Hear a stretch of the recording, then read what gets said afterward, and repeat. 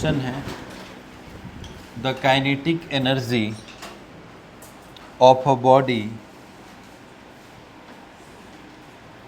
Decrease by 19%, 19% है. what is the percentage decrease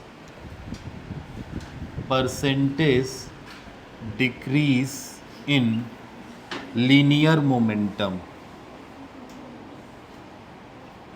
ठीक है, एक क्वेश्चन और है, दे रहे पहले लिख लो क्वेश्चन, दूसरा भी लिख लो पहले. एक क्वेश्चन एक शायद मैं कराया था इस पे ऐसे टाइप में ना, एक ही क्वेश्चन कराया था ना. ठीक है, एक क्वेश्चन है if the kinetic energy of body increase by 300% by what percentage will the linear momentum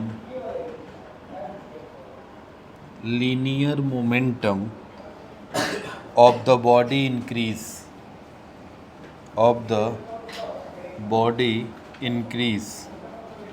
ठीक है, ऑप्शन है 50%,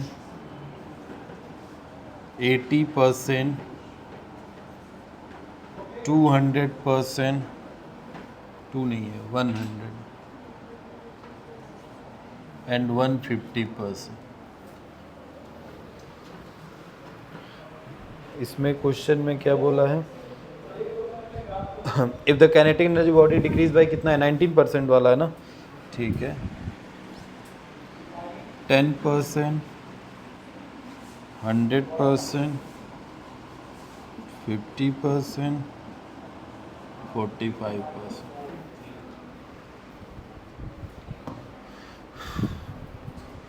तो kinetic energy of body decrease हो रहा है और उसमें काइनेटिक एनर्जी बॉडी का इंक्रीज हो रहा है. उसमें 300% का इंक्रीमेंट है और इसमें 19% का डिक्रीमेंट है. हमसे पूछा है बताइए लीनियर मोमेंटम कितना चेंज होगा. जल्दी बताओ आंसर. पहले का हाँ, सेकेंड का डी और फर्स्ट का निकाल लो. इतना सोचने में क्या टाइम जा रहा है. काइनेटिक एनर्जी है, रिलेशन पता है, परसेंटेज चेंज है. क्वेश्चन आता है भाई ऐसे, इम्पोर्टेंट है इसीलिए मैं करा रहा हूँ. 2-3 क्वेश्चन, एक क्वेश्चन कराया था लास्ट में. Kinetic energy body increase by 19%, increase हो रहा है, डिक्रीज हो रहा है. ठीक है, तो सुनो पहले काइनेटिक एनर्जी मान लेते हैं इनिशियली कितनी रही होगी के, और काइनेटिक एनर्जी होती कितनी है p²/2m. Kinetic energy ½ mv², but हम किसके टर्म में देख रहे हैं, लीनियर मोमेंटम. तो लीनियर मोमेंटम टर्म में होता है p²/2m. ठीक है, अब देखो ये इनिशियल काइनेटिक एनर्जी है. अब बोला है कि काइनेटिक एनर्जी डिक्रीज हो जा रहा है 90%, तो k से नया k डैश आएगा. तो कितना पहले डिक्रीज हो रहा है ये बताओ. 19% का अगर डिक्रीमेंट हो रहा है तो क्या k का 90% निकालना पड़ेगा ना, यही होगा ना. k इंटू 19/100 यही होगा ना 19%. तो कितना हो जाएगा ये तो इतना ही रहेगा, कुछ कटना पिटना है नहीं. k का 90% ये होगा. अब बताओ नया कितना आएगा, जो चेंज आएगा वो कितना आएगा, मतलब जो नया आएगा फाइनल जो k डैश आएगा, अरे भाई वो कितना रहा होगा, घट गया. तो k में से क्या ये माइनस हो जाएगा, तो वही तो नया होगा. k माइनस कितना 19k/100 यही होगा. 100 में से 19 घटेगा तो कितना होगा, 100k है ना, कितना बचेगा 81 ना. 100k माइनस 81k/ में कितना 100. क्या ये नया काइनेटिक एनर्जी आ गया. ठीक, अब उसने बोला है क्या, देखो कि what is the percentage decrease in the linear momentum. तो लीनियर मोमेंटम पहले तुमने कितना माना है, p, तो ये भी तो चेंज हुआ होगा p डैश। तो लीनियर मोमेंटम में चेंज, तो भाई लीनियर मोमेंटम में निकालना है तो p square is equal to 2km, समझ रहे हो, 2km, क्योंकि हमें लीनियर मोमेंटम में अब चेंज पूछा है।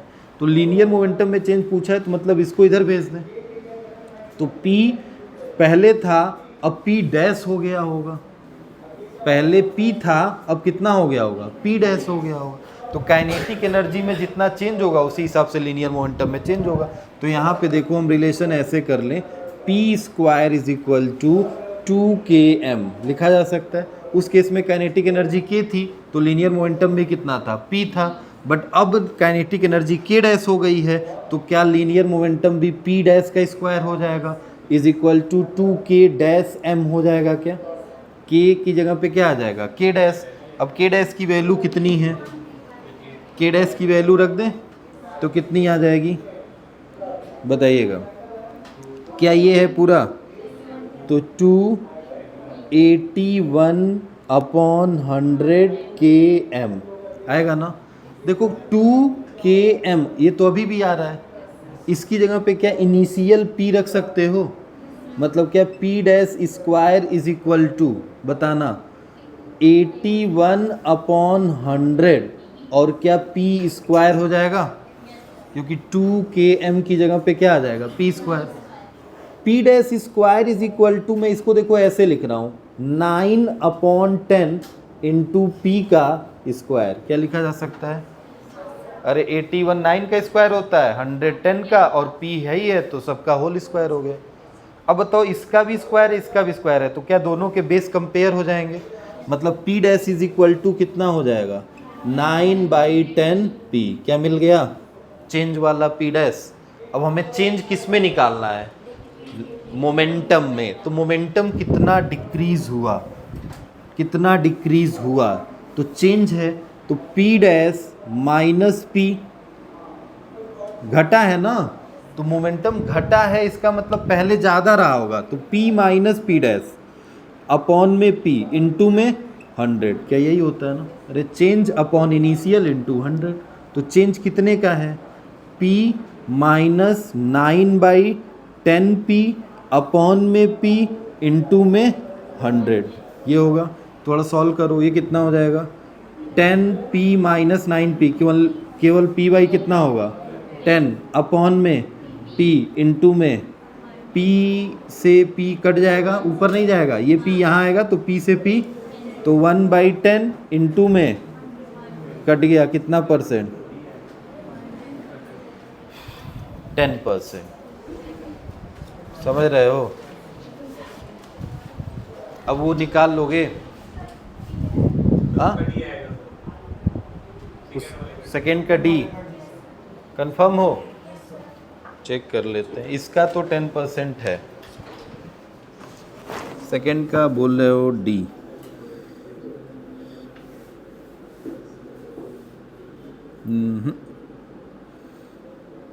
नहीं सेकेंड का डी नहीं आ रहा,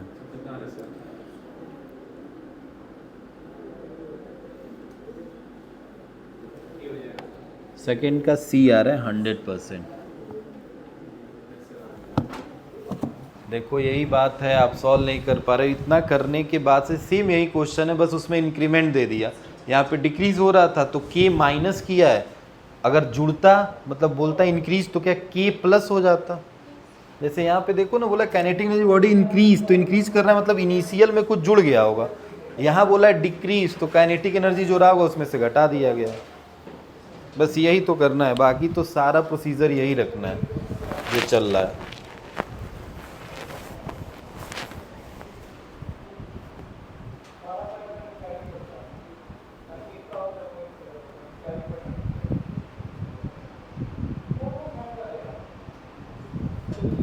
आ गया 100।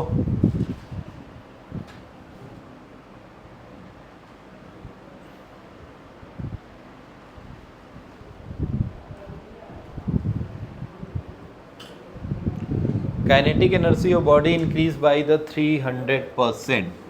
काइनेटिक एनर्जी पहले कितनी थी, k, ठीक है, के, और अभी नई कितनी आएगी, तो सर 300% बढ़ गई है, तो के डैश जो आएगा सर के प्लस इनिशियल का कितना परसेंट, 300%। कैसे लिखा जाएगा, जीरो से जीरो कट गया तो ये कितना आ जाएगा 4K, नया वाला के जो आएगा ना वो 4K हो जाएगा। ठीक, अब देखो ये के इनिशियल है, ये इनिशियल है, और ये क्या हो गया फाइनल, मतलब जो चेंज होके आया है ये चेंज। अब बताओ जब इनिशियल के था, जब इनिशियल के था तो इनिशियल पी भी रहा होगा, रहा होगा। अब जब इनिशियल के था तो इनिशियल पी भी था, इसी तरह जब चेंज हुआ के डैश, मतलब के चेंज हो गया तो क्या पी डैश भी हो गया होगा, तो पी डैश कितना हुआ होगा ये निकालना पड़ेगा ना, तो यही बस निकालने में आपको प्रॉब्लम हो रहा है। पी डैश कैसे निकालोगे, तो रिलेशन याद होना चाहिए भाई, कैसे याद होना चाहिए, तो सर ये relation P square is equal to 2KM ये होता है। अब के की वैल्यू कितनी हो गई है 4K, तो रख दीजिए P square is equal to, अब जब नया होगा ये तो ये पी डैश हो जाएगा सर, तो पी डैश स्क्वायर 2 और के की जगह पे कितना आप रखेंगे के डैश, तो के डैश कितना हो जाएगा 4KM हो जाएगा। अभी भी 2KM तो दिख ही रहा है, और 2KM की जगह पे क्या रख सकते हो P square, then P dash square is equal to 4P square, तो क्या इसको हम P dash square is equal to 2P का होल स्क्वायर लिख सकते हैं, then P dash is equal to कितना आ गया 2P, मिल गया, रख दो। मतलब अब जो फाइनल आया वो पी डैश किसके इक्वल आया 2P के इक्वल आया। तो हमारे पास चेंज किस में पूछ रहा है, लीनियर मोमेंटम में, तो P minus P dash upon P into क्या कर देंगे 100, P कितना है P ही है, यही है ना। अच्छा इसमें इंक्रीमेंट हो रहा है, ध्यान देना, बॉडी बढ़ रही है ना, तो ये क्या होगा P डैश माइनस P, अरे मोमेंटम देखो क्या बोल रहा है कि काइनेटिक एनर्जी क्या कर रहा है इंक्रीज कर रहा है, तो इंक्रीज कर रहा है तो अब चेंज कितने का होगा P डैश माइनस P, बढ़ रहा है ना, तो इसका मतलब ये भी बढ़ा होगा, तो फाइनली ज़्यादा ये रहा होगा और इनिशियली क्या रहा होगा कम, क्योंकि ये निगेटिव नहीं आ सकता परसेंटेज।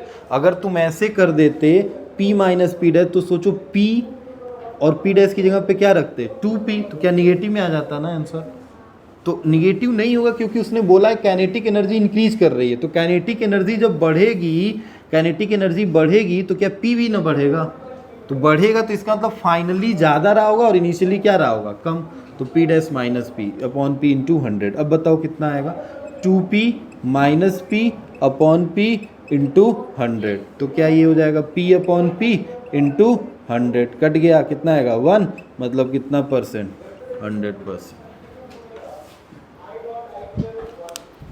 ठीक है, सेम वही कहानी जो इसमें आपने किया।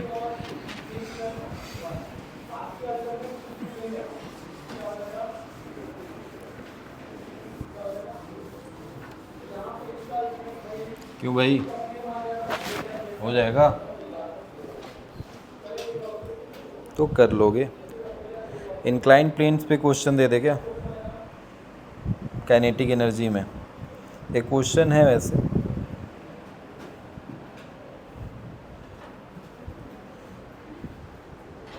चलो ठीक है, काइनेटिक एनर्जी में तो नहीं, अभी उसमें पढ़ेंगे तो दे देंगे उसमें, क्योंकि उसमें ग्रेविटी वर्क करता है।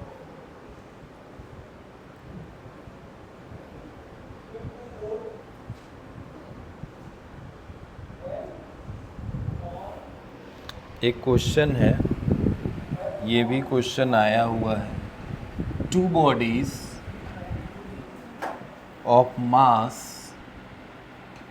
1 gram and 16 gram are moving with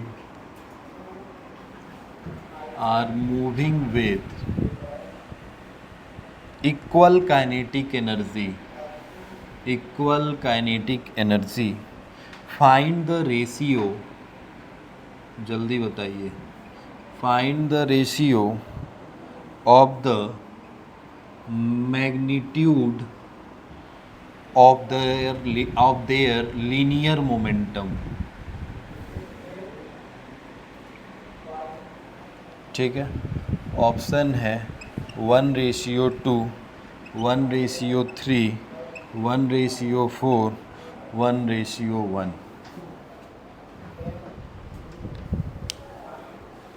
question है two bodies of the mass 1 gram and 16 gram are moving with the equal kinetic energy, find the ratio of the magnitude of their linear momentum. ठीक है, उनके linear momentum के magnitude का ratio बताना है कितना होगा, और ऑप्शन गिवन है।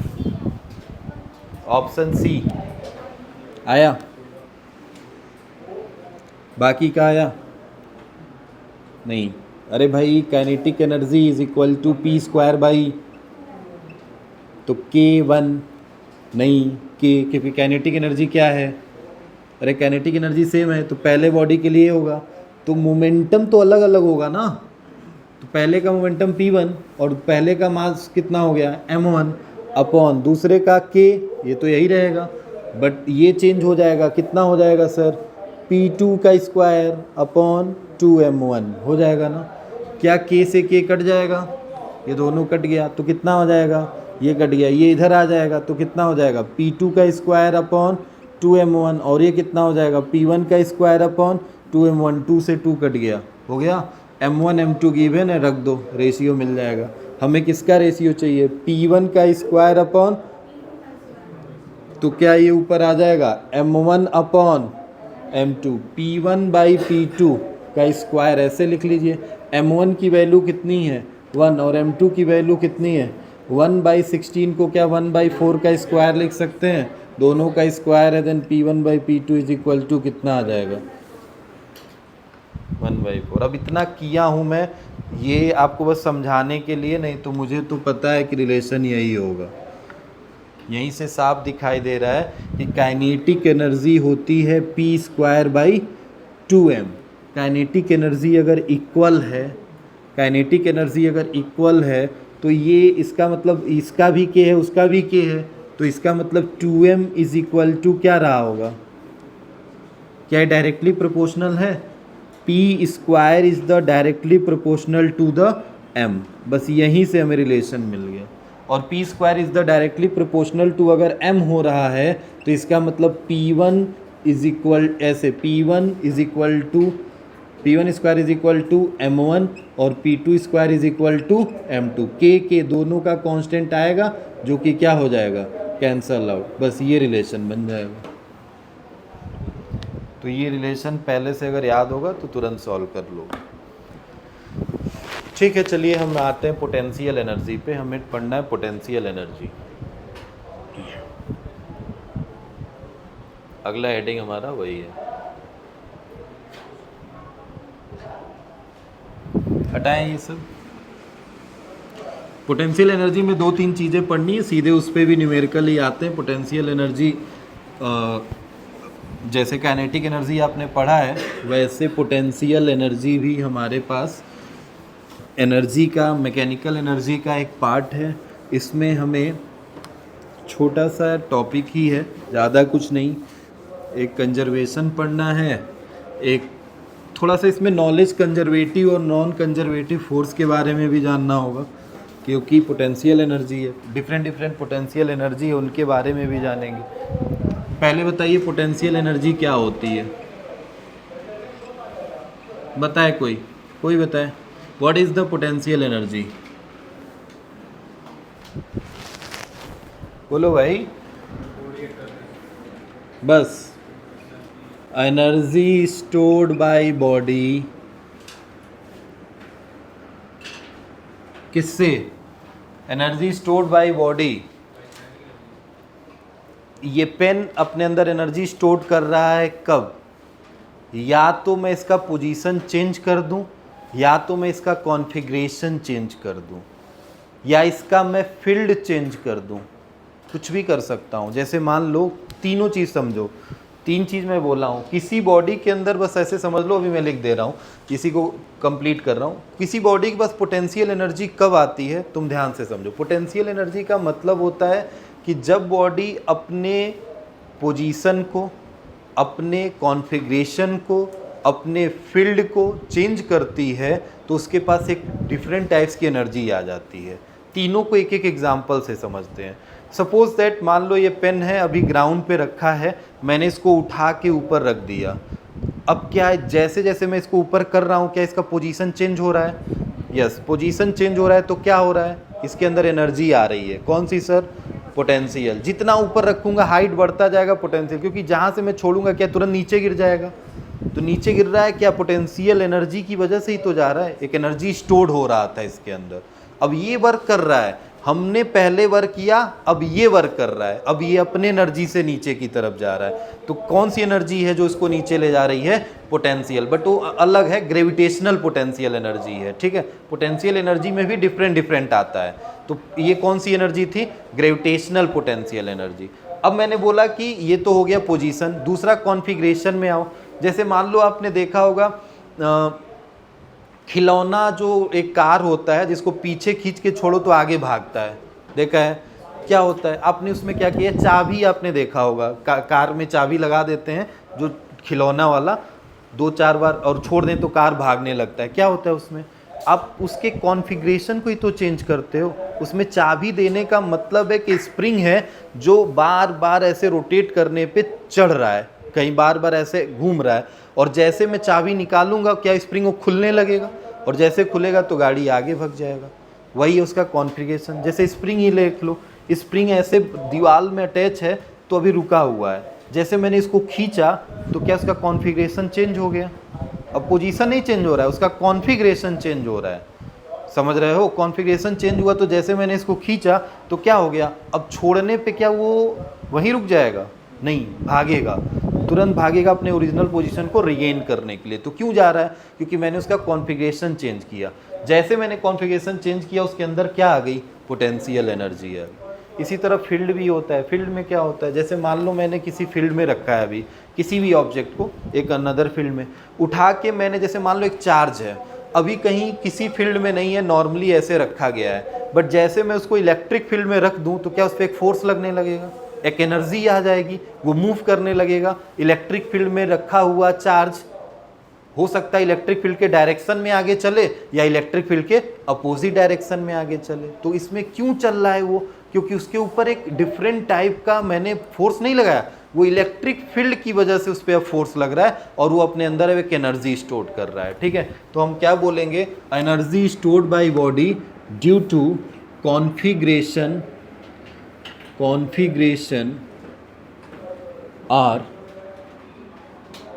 और क्या, पोजीशन ऑफ एन ऑब्जेक्ट। किसी ऑब्जेक्ट के अंदर जो एनर्जी स्टोर्ड होती है किसकी वजह से? Configuration and position of the object. और फील्ड भी लिख सकते हैं। तो अब मेनली यही दो होते हैं, कॉन्फ़िगरेशन एंड पोजीशन। तो due to configuration for example बताओ, कॉन्फ़िगरेशन में क्या होगा? स्ट्रेच्ड स्प्रिंग, अभी बताया। और बताओ एग्जाम्पल में क्या हो सकता है, और क्या हो सकता है? अभी मैंने बताया टॉय कार, जो टॉय कार था वो। और बताओ, और भी कुछ हो सकता है?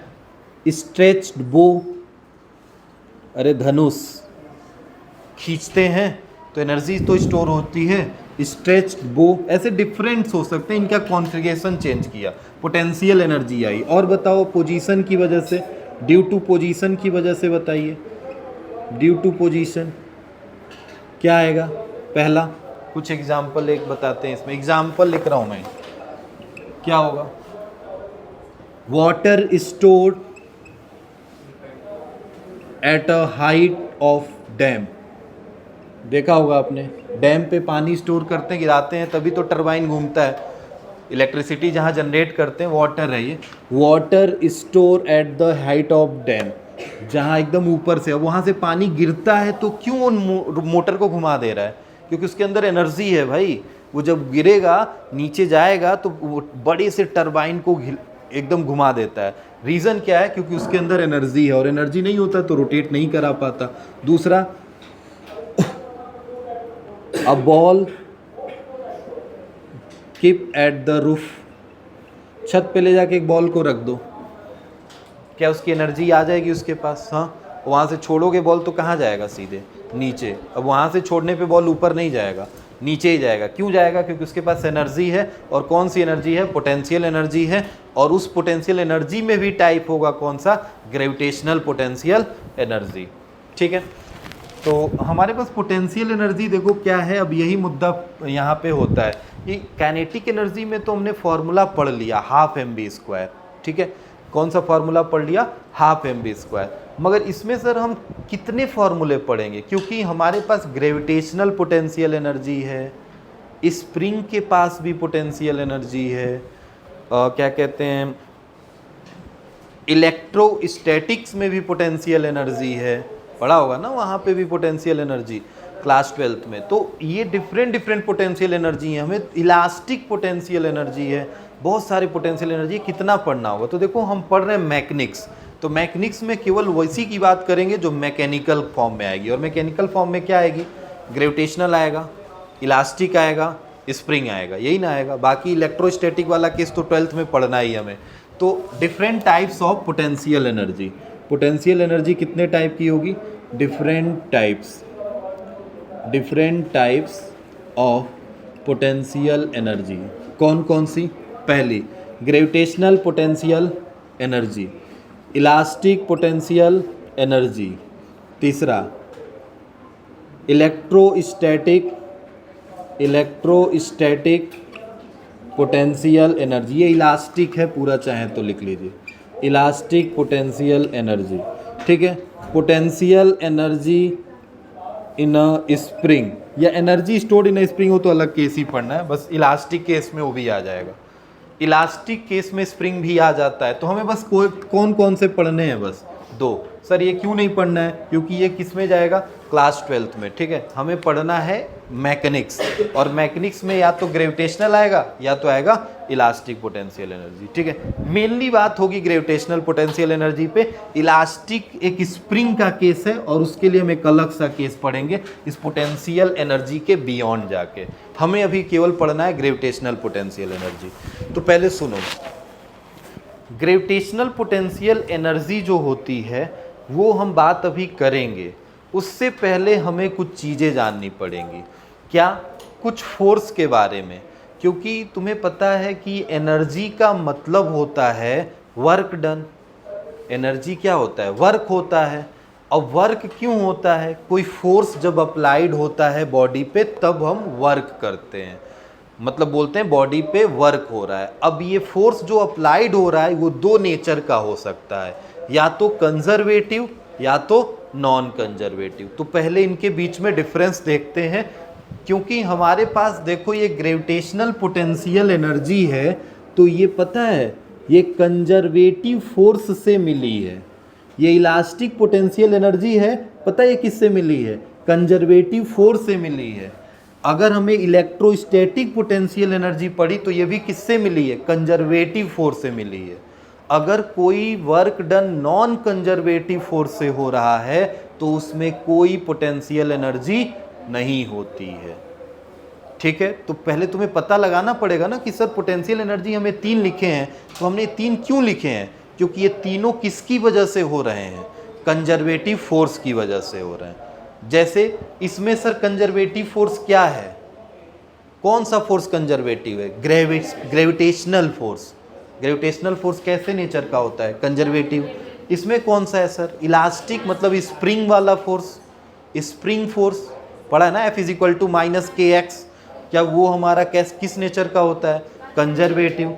इलेक्ट्रोस्टैटिक फोर्स, कूलम्स लॉ पढ़ा है, F = k(q1q2/r²), या F = q(e) पढ़ा है ना, q(e). क्या ये भी कंजर्वेटिव नेचर का होता है? यस, ये भी कंजर्वेटिव नेचर का होता है।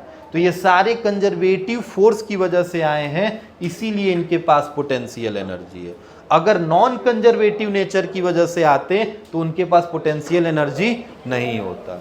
ठीक है, तो अब कंजर्वेटिव नेचर क्या होता है और नॉन कंजर्वेटिव नेचर क्या होता है, तो पहले उसी पे बात कर लेते हैं। कंजर्वेटिव फोर्स, ये इसके अंदर सब हेडिंग है। पोटेंशियल एनर्जी भी खत्म नहीं हो गई, हमें बस इसमें समझना है, क्योंकि पूछ लेता है what is the conservative force. अब मान लो हमने दे दिया, हमें बस एग्जाम्पल से ही मतलब है क्या होता है, ये तो तुम्हें पता है। बताओ क्या होता है कंजर्वेटिव फोर्स? बोलो भाई, 2 पॉइंट बस बता दो कंजर्वेटिव फोर्स में, इसमें एक ही कोई पॉइंट बता दो। कंजर्वेटिव फोर्स क्या होता है?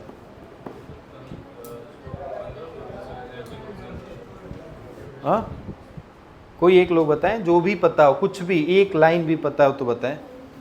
अरे भाई, एनर्जी कंजर्व होता है बता रही है। कहाँ पढ़ी हो, किस बुक में? हाँ नहीं, ये सब छोड़ो, मैं बता रहा हूँ, अभी याद आ जाएगा।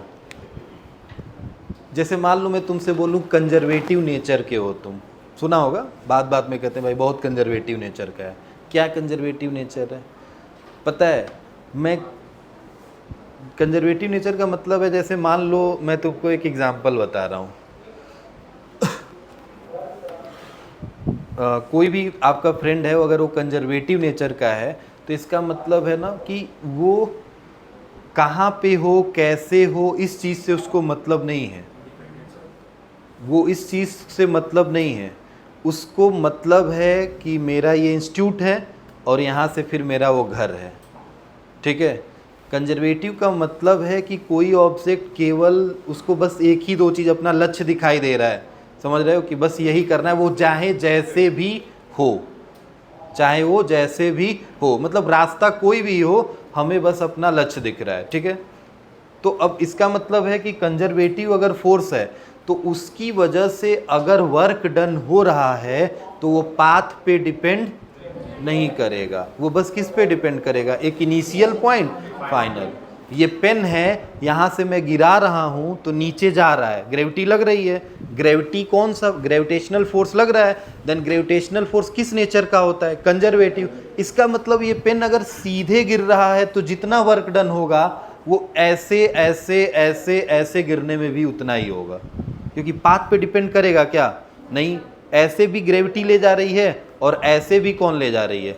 ग्रेविटी ले जा रही है। मतलब कंजर्वेटिव फोर्स एक ऐसा फोर्स है जिसकी वजह से अगर वर्क डन हो रहा है तो पाथ पे डिपेंड नहीं करेगा। तो किस पे डिपेंड करेगा? It's only depend on initial and final point, आप कहाँ हो और कहाँ जा रहे हो। और जस्ट इसी का उल्टा क्या हो जाएगा? Non conservative. नॉन कंजर्वेटिव किस पे डिपेंड करेगा? पाथ पे। उसको इनिशियल और फाइनल से नहीं मतलब है, किस रास्ते से ले जा रहे हो ये भी मतलब है। इसीलिए उसमें कौन फोर्स आते हैं? फ्रिक्शन। भाई फ्रिक्शन रास्ते पे डिपेंड करेगा। भाई ये रास्ता है और ये नीचे का रास्ता है, बदल दोगे तो फ्रिक्शन अलग नहीं हो जाएगा?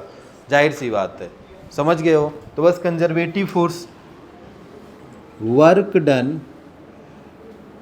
Bye conservative force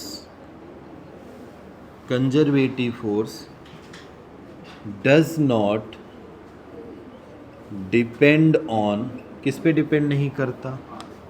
path. ठीक है, इसमें एक point, and it's only depend on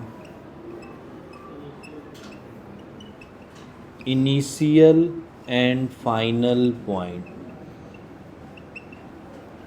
ठीक है, example, gravitational force, electrostatic force, spring force,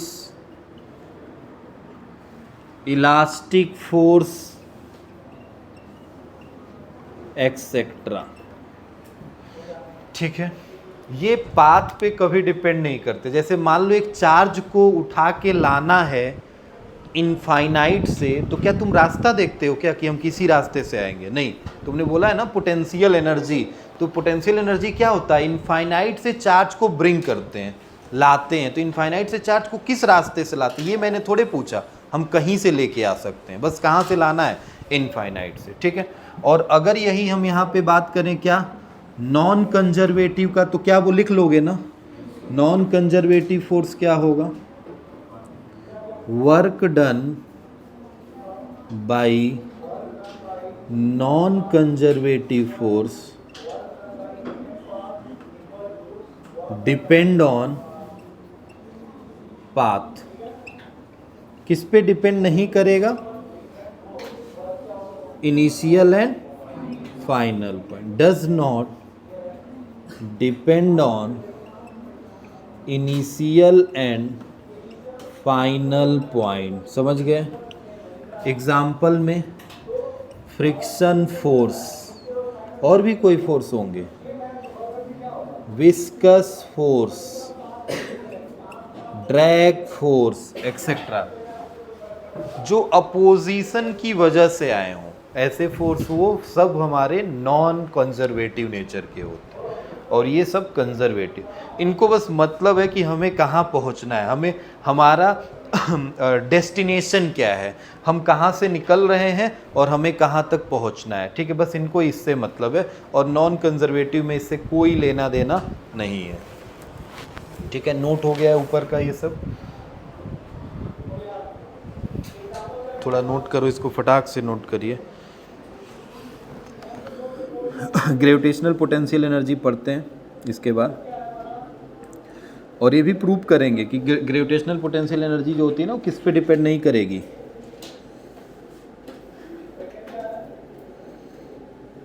रास्ते पे डिपेंड नहीं करेगी।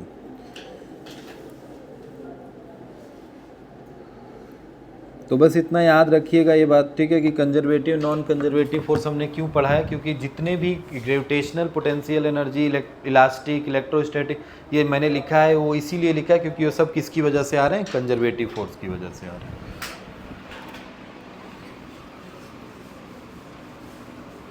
सुनिए,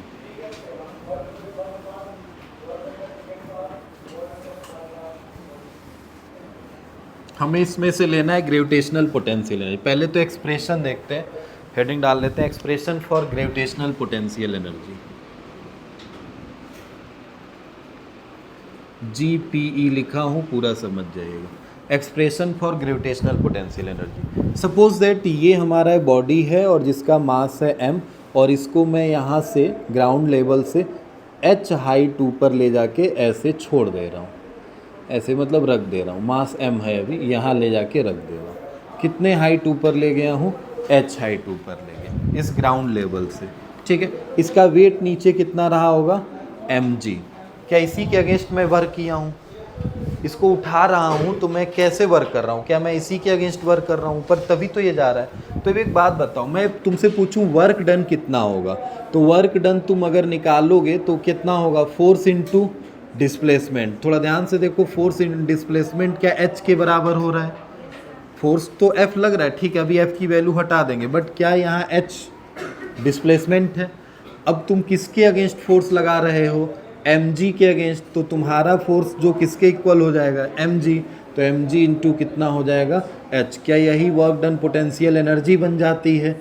जब इस हाइट पे पहुंच जाएगा तो कितनी एनर्जी स्टोर कर लेगा, mgh। अगर ये h जीरो होगा तो पोटेंशियल एनर्जी कितना होगा, जीरो। मतलब बताता है at the level of earth के लेवल पे पोटेंशियल एनर्जी कितनी होगी, जीरो।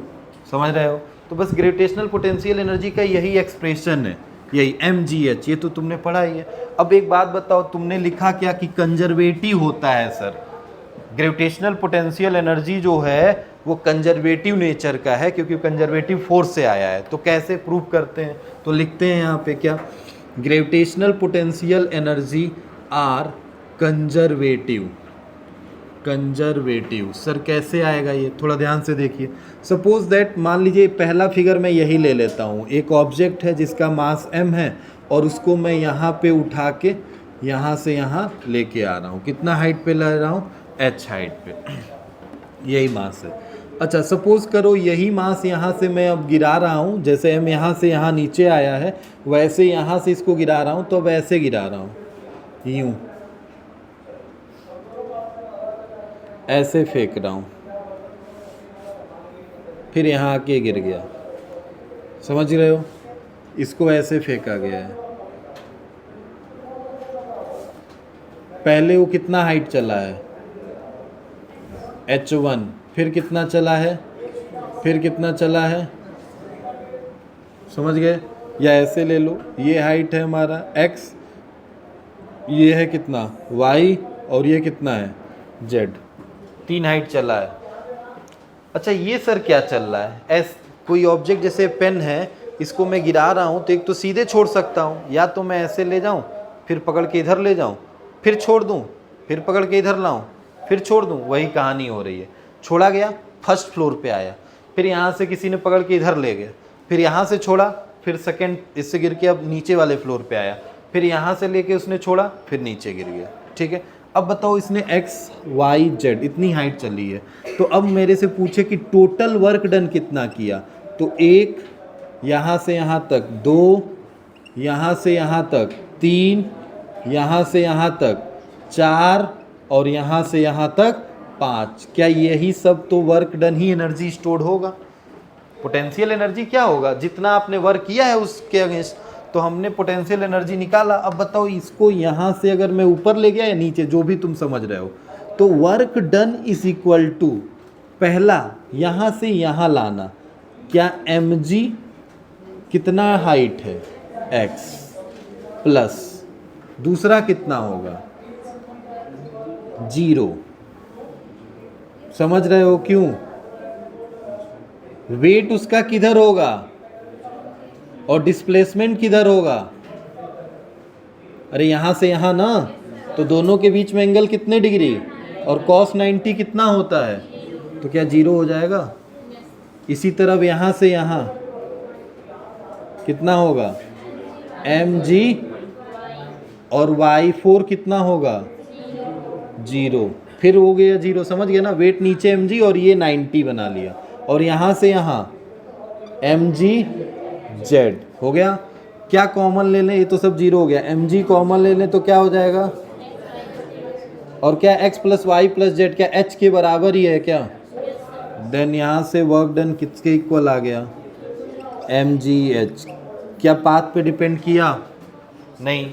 जो वर्क डन यहाँ आएगा, ध्यान से देखो, यहाँ वर्क डन कितना आएगा mgh, और इतना घूम के आया तो भी कितना आया mgh। क्या उसको लेना देना था पाथ से? नहीं, उसको ओनली पता था मेरा इनिशियल पॉइंट है और ये मेरा फाइनल पॉइंट है। ठीक है, मतलब यहाँ से ग्रेविटेशनल पोटेंशियल एनर्जी जो है वो कंजर्वेटिव नेचर का है, ये बात पता चला। चलिए अब हम बात कर लें, कंजर्वेटिव नेचर तो समझ गए हैं, फॉर्मूला भी देख लिए हैं। आइए कंजर्वेटिव नेचर में एक हमें रिलेशन बना के दिया जाता है कि स्टेटमेंट है कंजर्वेटिव फोर्स से। क्या है थोड़ा देखिए, क्वेश्चन उससे भी बनता है।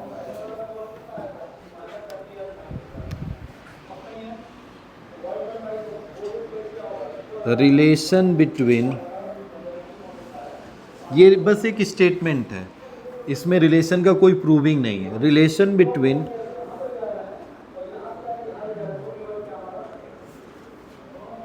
Work done and potential energy.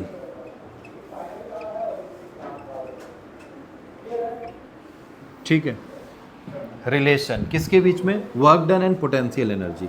तो देखो क्या बोला गया है, work done and potential energy के बीच में एक रिलेशन जो मैंने आपको पहले से बोला था कि बहुत इंपॉर्टेंट है। Change in potential energy is equal to minus of work done by conservative force. ये रिलेशन आपको याद रखना है। पोटेंशियल एनर्जी का चेंज हमेशा किसके इक्वल होता है? Work done. और कौन सा वर्क डन? कंजर्वेटिव फोर्स की वजह से जो हो रहा है, सारे फोर्स की नहीं। अगर वो फोर्स कंजर्वेटिव नहीं है तो पता है क्या होगा, ये साइन क्या आ जाएगा, प्लस। समझ रहे हो? तो हमेशा ये रिलेशन याद रखना है, change in potential energy is equal to minus of work done by conservative force. ठीक, यही रिलेशन है किसके बीच में? Work done and potential energy के। अब थोड़ा एक बात समझो, डेल्टा यू जो है ना, ये चेंज है, केवल एक नहीं है, मतलब इनिशियल और फाइनल, इसकी बात की रही। यहाँ पे डेल्टा यू का मतलब है चेंज इन। अभी तक तुमने केवल पोटेंशियल एनर्जी निकाला, तो पोटेंशियल वर्ड जहाँ पे भी आएगा ना, तो बस इतना समझना कि पोटेंशियल एनर्जी वर्ड जब भी आता है वो हमेशा चेंज में ही आता है। जैसे मैं बोलूँ कि ब्लॉक यहाँ था तो इसकी पोटेंशियल एनर्जी यहाँ पे कितनी थी, 0, और जब ऊपर चली गई तो कितनी हो गई, mgh। तो चेंज कितने का था, mgh का। समझ रहे हो? तो ये एक्चुअल में लिखा u है, बट ये है क्या, डेल्टा यू। समझ रहे हो, पोटेंशियल एनर्जी हमेशा चेंज में ही रहता है, क्योंकि किसकी वजह से हो रहा है वो, उसका देखो डिफिनीशन ही मैंने लिखा था, पोजीशन के चेंज से या कॉन्फ़िगरेशन के चेंज से। तो पोजीशन भी चेंज होगा तो इनिशियल और फाइनल होगा, और कॉन्फ़िगरेशन भी चेंज होगा तो इनिशियल और फाइनल होगा। तो जाहिर सी बात है, इसीलिए जब भी पोटेंशियल एनर्जी आएगा ना, तो हमेशा वो किस में आएगा, चेंज में ही आएगा। वो इत्तिफाक है कि इनिशियली की वैल्यू कितनी हो गई है यहाँ पे 0, तो फाइनल कितना हुआ mgh, तो ओनली हम क्या लिख दिए u, समझ रहे हो, बट वो है क्या एक्चुअल में, डेल्टा u है, इसीलिए लिखा गया delta u is equal to minus of work done by conservative force. ठीक है, अच्छा ये तो हमारा इम्पोर्टेंट थ्योरम है, इसका यूज़ अभी हम करेंगे। अब यहाँ पे कभी कभी पूछा जाता है कि ये डेल्टा u एक्चुअल में पोटेंशियल एनर्जी दिख रहा है, इसको कभी कभी पोटेंशियल ग्रेडियंट बना दिया जाता है। तो पोटेंशियल ग्रेडियंट जब बनता है तो वहाँ पे वो किसके इक्वल बन जाता है, मतलब बोला जाता है पोटेंशियल एनर्जी ग्रेडियंट, ये पोटेंशियल एनर्जी है तो इसको पोटेंशियल ग्रेडियंट भी बोल सकते हैं। This potential gradient is equal to, किसके इक्वल होगा, तो थोड़ा ध्यान से देखो क्या बोला, हमने लिखा delta u is equal to minus of work done by conservative force. बताना delta u is equal to minus work done by conservative force को क्या मैं लिख सकता हूँ, F डॉट डी एक्स लिख सकता हूँ क्या, ये फोर्स कंजर्वेटिव रहा होगा, ठीक है, क्योंकि वर्क डन कंजर्वेटिव तो फोर्स भी क्या रहा होगा, कंजर्वेटिव, ये बात समझना। ठीक, अब इसको हम कहाँ से इंटीग्रेट कर देंगे, इंटीग्रेट करेंगे तो कहाँ से कहाँ, इनिशियल, क्योंकि पोजीशन चेंज हो रहा है, फोर्स लगाने से पोजीशन चेंज हो रहा है, इनिशियल से कहाँ तक, फाइनल, x इनिशियल से x फाइनल। अब बताओ ये थोड़ा, जब हम इसको ऐसे लिखें तो इक्वेशन बना, ठीक, अब इस इक्वेशन को मैं डिफरेंशिएट कर दूं, differentiate with respect to x, तो क्या हो जाएगा, सर अभी तो इंटीग्रेशन कर रहे थे, अब डिफरेंशिएट, भाई ये वेरिएबल था, फोर्स वेरिएबल था, मैंने इंटीग्रेशन का साइन लगा दिया, इसको खोल दिया, इसको ऐसे लिख सकते हैं, मैंने बस ये बोला, ये इंटीग्रेशन मैं किया नहीं हूँ, मैंने बोला इसको ऐसे कर सकते हैं। अब मैंने बोला ये इक्वेशन जो मिला इसको हम क्या कर सकते हैं, डिफरेंशिएट। तो जब डिफरेंशिएट करोगे तो क्या होगा, सोच के बताओ, क्या इधर हो जाएगा delta u upon delta x हो जाएगा ना, अरे डिफरेंशिएट कर रहे हो तो ये d लिख लो ना भाई, समझ गए होगे, कैसे लिख सकते हो, किसके रिस्पेक्ट में कर रहे हो, x, तो क्या d बाई डी एक्स तो आएगा ना, d delta u by D x, और इधर क्या आ जाएगा, क्या माइनस f आएगा, अरे ये f इंटीग्रेशन है, और इंटीग्रेशन डिफरेंशिएशन का जस्ट उल्टा होता है, तो जब इसको डिफरेंशिएट करोगे तो क्या dx हट जाएगा, ओनली क्या बच जाएगा, f। मतलब यहाँ से क्या तुम्हें फाइनली कंक्लूजन क्या मिला, अब साफ यहाँ से दिखाई दे रहा है, तुम देख लो यहाँ से हमें साफ दिख रहा है कि ये जो F है वो किसके इक्वल है, ये F कौन सा फोर्स है, कंजर्वेटिव फोर्स, और इसकी वैल्यू किसके इक्वल है, minus of potential gradient, potential gradient, इसी को क्या नाम दिया जाता है, पोटेंशियल ग्रेडियंट। ग्रेडियंट का मतलब समझ रहे हो क्या, पोटेंशियल ग्रेडियंट, ग्रेडियंट फिजिक्स में वर्ड यूज किया जाता है, मैंने पहले ही बताया होगा। ग्रेडियंट वर्ड का मतलब होता है कि जब भी कोई चीज़ डिस्टेंस के हिसाब से चेंज हो, जैसे आपने पढ़ा होगा भाई क्लास 12th में भी, नहीं पढ़ा है तो क्लास 11th में आपने फ्लूइड पढ़ा है, वेलोसिटी ग्रेडियंट पढ़ा है, क्लास 10th अगर 12th में बात करें तो वहाँ पे आपने भी पढ़ा है इलेक्ट्रिक पोटेंशियल में, ये रिलेशन पढ़ा होगा, electric field is equal to minus dV by dr, पढ़ा है क्या, तो क्या इसका नाम क्या था, पोटेंशियल ग्रेडियंट, याद है, potential gradient dV by dr, potential change होता है किसके रिस्पेक्ट में, dr मतलब किसके रिस्पेक्ट में, डिस्टेंस के रिस्पेक्ट में, किस फील्ड में चलने पे, इलेक्ट्रिक फील्ड में चल, इलेक्ट्रिक फील्ड के डायरेक्शन में जैसे जैसे आगे बढ़ोगे पोटेंशियल कम होता जाएगा।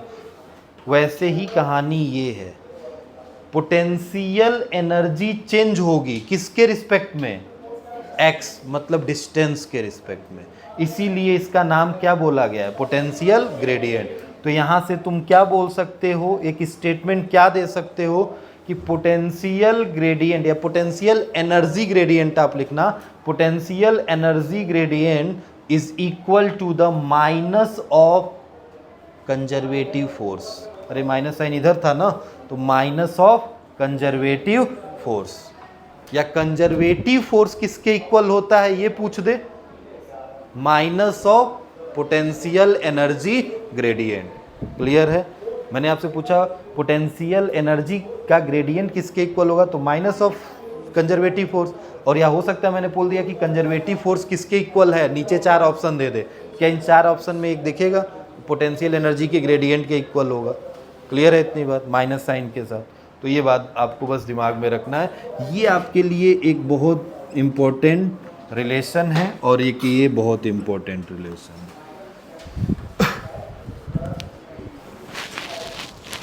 ये क्वेश्चन में आया हुआ है, ये आप अगर देखोगे तो नीट के क्वेश्चन में दिया है कंजर्वेटिव फोर्स, और नीचे ऑप्शन में ये 4 ऐसे वैल्यूज़ गिवन होंगी जिसमें उसको पोटेंशियल एनर्जी ग्रेडियंट लिखना पूरा, पोटेंशियल एनर्जी ग्रेडियंट।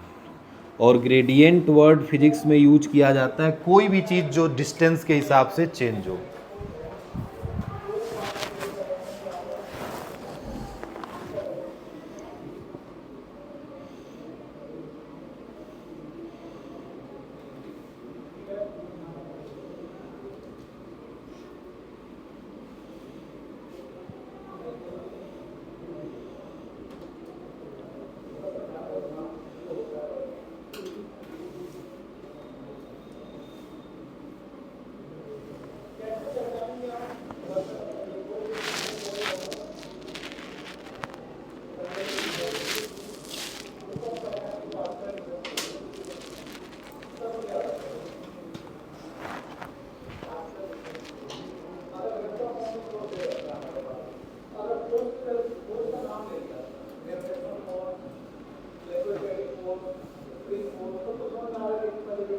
हो गया?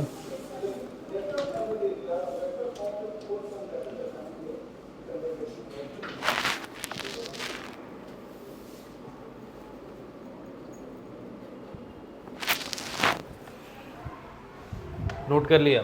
ये इतनी चीज़ें आप इंक्लूड करिएगा बस। अभी तक आपको फॉर्मूला एक ही मिला है, U is equal to mgh, और आपने पढ़ा एक relation delta is equal to minus of work done by conservative force, और वो याद रखना है कंजर्वेटिव फोर्स जो होता है वो पोटेंशियल ग्रेडियंट के माइनस के इक्वल होता है। अब थोड़ा हम बात कर लें, जो ये एनर्जी हमने पढ़ा है, 2 एनर्जी पढ़ी है, काइनेटिक और पोटेंशियल, इन दोनों को मैकेनिकल बोला है। ये दोनों एनर्जी जो होती है ये हमेशा कंजर्व रहती है, कंजर्वेशन ऑफ मैकेनिकल एनर्जी। ठीक है, ये नोट हो गया ना भाई साहब? कंजर्वेशन ऑफ मैकेनिकल एनर्जी हमारा टॉपिक वही है। सुनिएगा, conservation of mechanical energy, principle of conservation of mechanical energy भी कहीं कहीं हेडिंग देखने को मिलता है। ठीक है, तो मतलब तो वही है। कंजर्वेशन ऑफ मैकेनिकल एनर्जी का मतलब है कि काइनेटिक एनर्जी और पोटेंशियल एनर्जी दोनों हमेशा कंजर्व रहेंगे। ठीक है, तो एक बात सुनो, ये हमेशा कंजर्व कब रहेंगे? When only conservative force work on a body, then mechanical energy are conserve.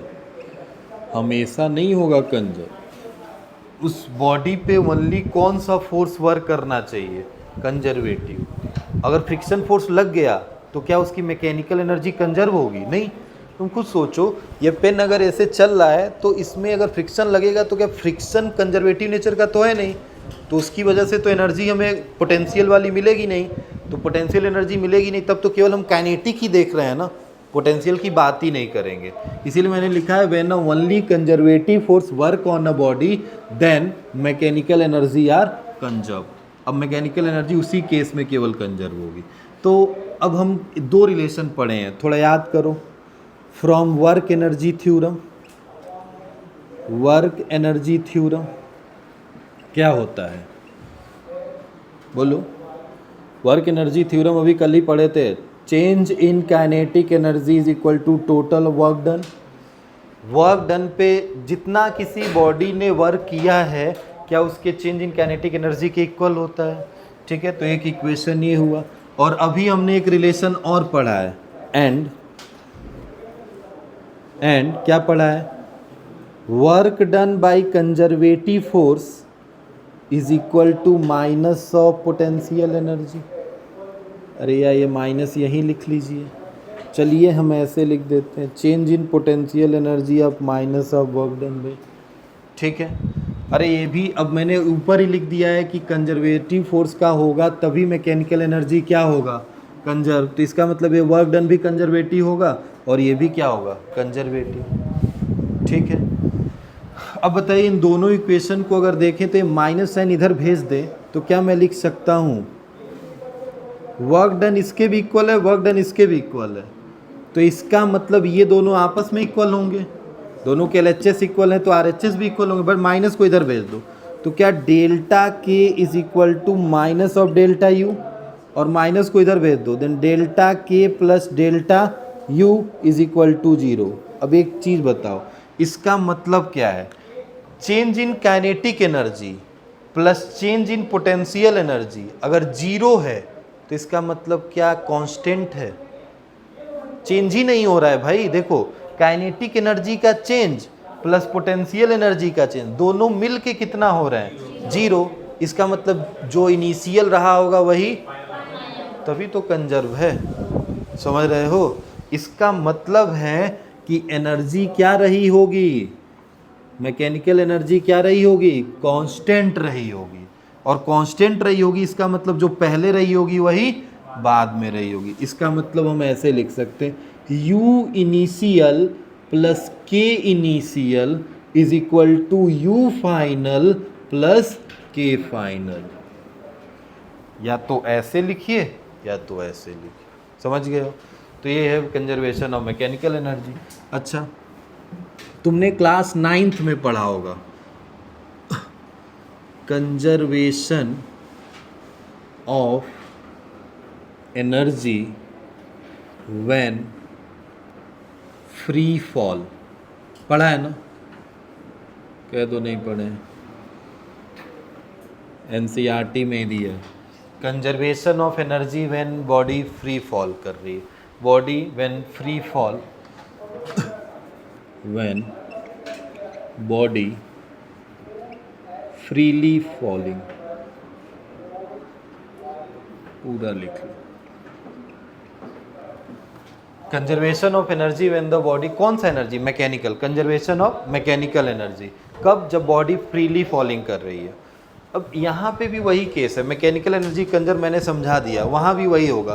तुम समझ गए होगे। अब तुम्हें मैं दिखाना चाह रहा हूँ, बाकी तो तुम यहाँ से देखो, इतना दिमाग है तुम्हारे पास कि तुमने हेडिंग डाला है कंजर्वेशन ऑफ मैकेनिकल एनर्जी, तो तुमने इसमें लिखा ही लाइन है कि when only conservative force work on a body mechanical energy conserve, और प्रूव कर दिया। इसका मतलब किसी भी बॉडी पे केवल कौन सा फोर्स अगर वर्क करे कंजर्वेटिव, तो हमेशा मैकेनिकल एनर्जी क्या रहेगा? कंजर्व। तो अब बताओ, कोई बॉडी अगर फ्रीली फॉल कर रही है तो क्या उस पर कोई और वर्क करेगा? नहीं, को केवल क्या वर्क करेगा? Gravitational force. और ग्रेविटेशनल फोर्स वर्क करेगा तो ग्रेविटेशनल फोर्स कैसा फोर्स है? कंजर्वेटिव फोर्स है। तो क्या उसकी मैकेनिकल एनर्जी कंजर्व होगी? यस, जो ऊपर रही होगी वही बीच में रही होगी, वही नीचे रही होगी। समझ गए हो? मतलब अगर एक बॉल यहाँ से गिराया जा रहा है छत पर से, तो इस छत पर हाइट है उसकी A, यहाँ से गिराया गया, फिर कहीं बीच में पहुँचा किस पॉइंट पे? B, और नीचे पहुँचा किस पॉइंट पे? C, ये ग्राउंड पे आ गया। तो यहाँ से टोटल हाइट अगर इसकी हम ऐसे ले लेते हैं, टोटल हाइट अगर h है तो ये डिस्टेंस इतना x मान लें, तो ये कितना हो जाएगा? h माइनस x हो जाएगा। अब बताओ, प्रूव कर लोगे? 3 पॉइंट है। पहले एट अ पॉइंट A बताओ। एट अ पॉइंट A बताइए काइनेटिक एनर्जी कितनी होगी? ए पॉइंट पे अभी छोड़ा जा रहा है, वेलोसिटी 0 है ना, तो काइनेटिक एनर्जी, और ये ग्राउंड से कितने हाइट ऊपर है अभी? h, कितने हाइट ऊपर है, h, तो पोटेंशियल एनर्जी कितनी होगी, mgh, जितना ऊपर रहोगे उतनी ही एनर्जी होगी mgh। तो बताओ टोटल एनर्जी कितनी होगी, काइनेटिक प्लस पोटेंशियल, दो काइनेटिक तो जीरो और पोटेंशियल कितना, तो आंसर कितना आएगा, ठीक है। पॉइंट ए का टोटल एनर्जी मिल गया। अब पॉइंट बी पे आते हैं, कहाँ पे आते हैं, एट अ बी पे आओ। बी पे आएंगे तो थोड़ा ध्यान से देखो, यहाँ से बॉडी चल के यहाँ आई है, तो यहाँ आई है तो इसकी वेलोसिटी कुछ रही होगी ना, बट यहाँ से जब छोड़ी गई तो इनिशियल वेलोसिटी क्या है, तो कितनी वेलोसिटी है पहले निकालो, क्योंकि हमें काइनेटिक निकालना है।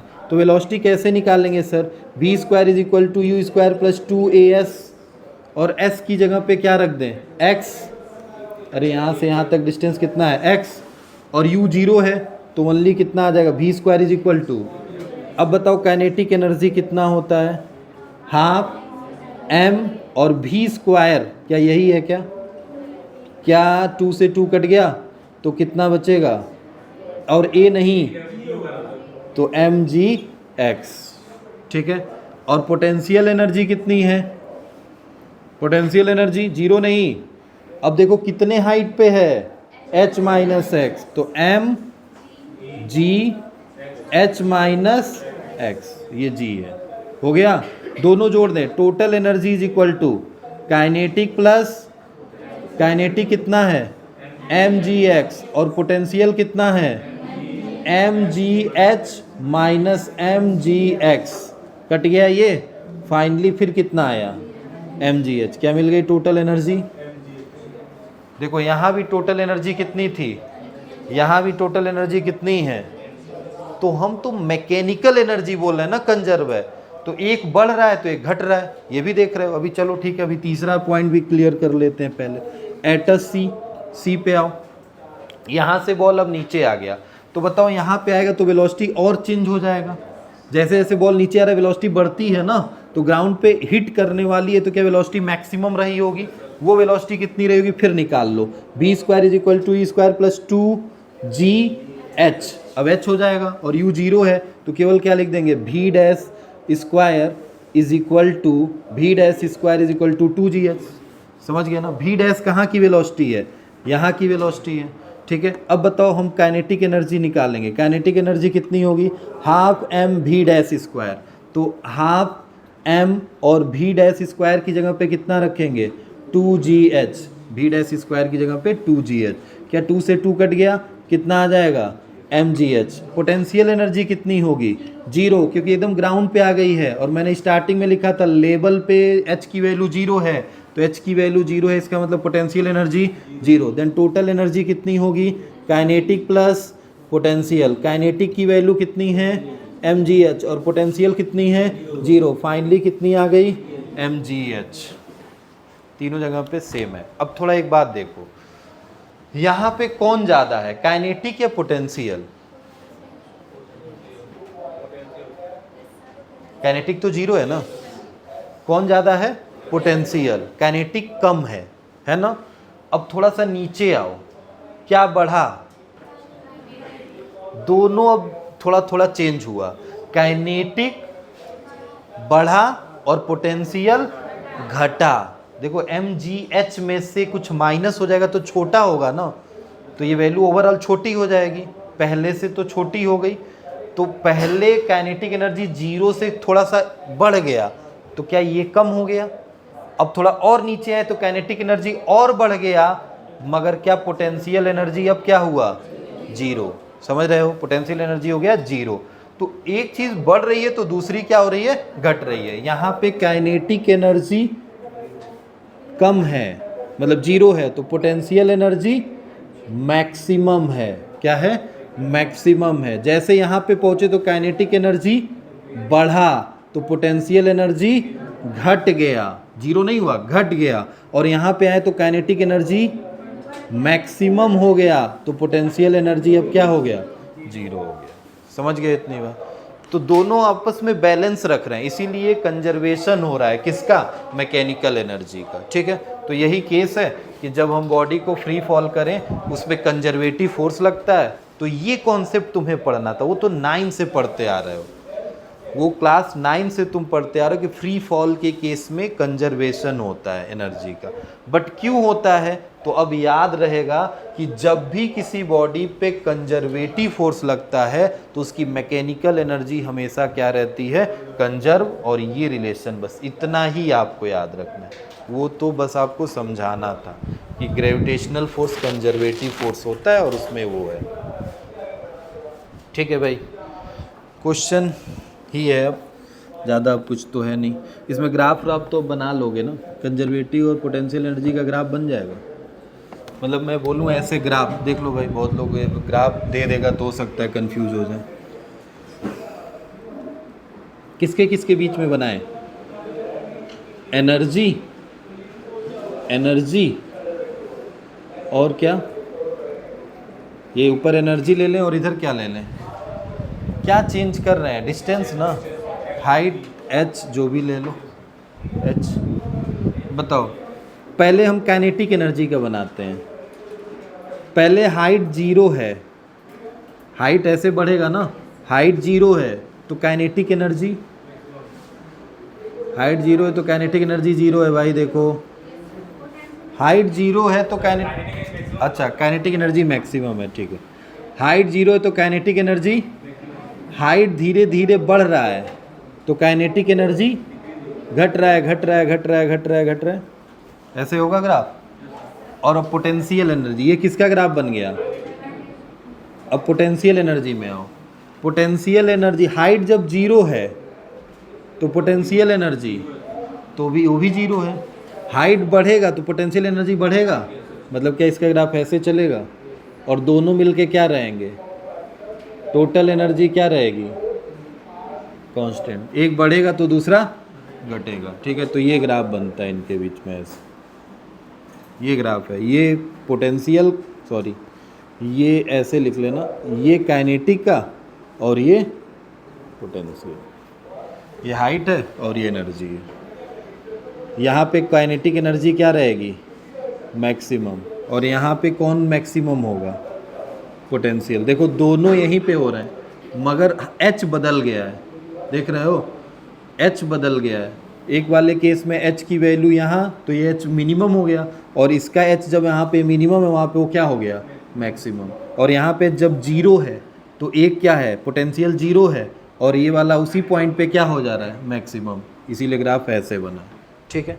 तो ये इनके बीच में ग्राफ है। टोटल एनर्जी हमेशा कांस्टेंट होती है। क्वेश्चन दे रहे हैं, होमवर्क करके लाइएगा, नोट कर लीजिए।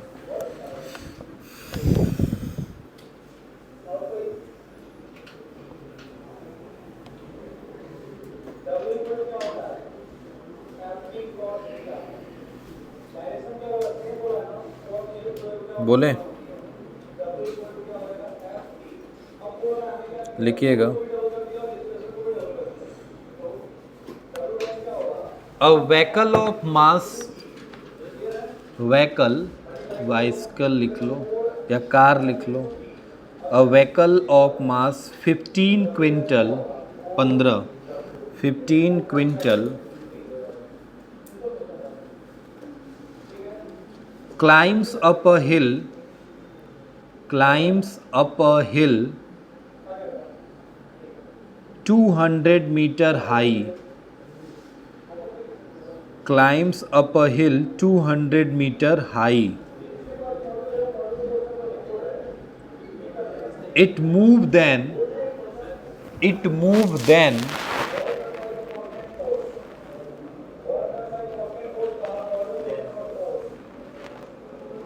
on a level road,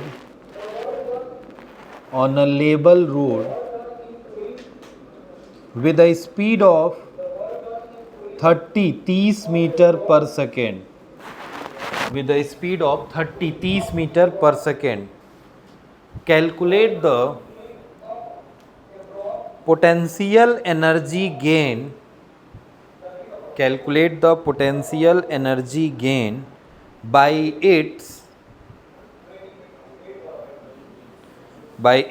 and total mechanical energy, and total mechanical energy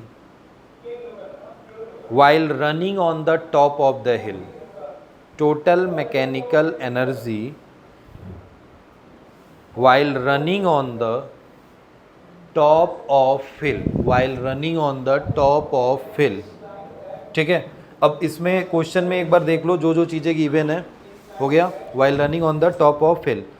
एक व्हीकल है जिसका मास 15 क्विंटल का है, 200 मीटर हाइट पे जा रहा है, ठीक है। फिर बोला it move then the level road, फिर उसके बाद से वो किस पे मूव करने लग रहा है, लेवल रोड, हाई पे गया और फिर वो एक लेवल रोड पे चलने लगा, ठीक है। उस पे चल रहा है लेवल रोड पे, तो उसकी स्पीड कितनी रख रही है, 30 मीटर 30 मीटर पर सेकेंड। अब बोला है पोटेंशियल एनर्जी कितना उसने गेन किया, जाहिर सी बात है गेन किया होगा, अरे ऊपर चला गया भाई, पोटेंशियल एनर्जी आ गया ना इसके पास, नीचे था तो जीरो, धीरे धीरे जाएगा ऊपर, पोटेंशियल एनर्जी बढ़ेगा बढ़ेगा बढ़ेगा, तो कितना पोटेंशियल एनर्जी गेन किया। और फिर उसने पूछा कि उस हाइट पे गया तो टोटल मैकेनिकल एनर्जी क्या होगा उस ऊपर, काइनेटिक भी है क्योंकि चल रहा है, तो काइनेटिक भी है और पोटेंशियल, दोनों को जोड़ देना, निकाल के लाना, ठीक है। बाकी हम बात करेंगे कल।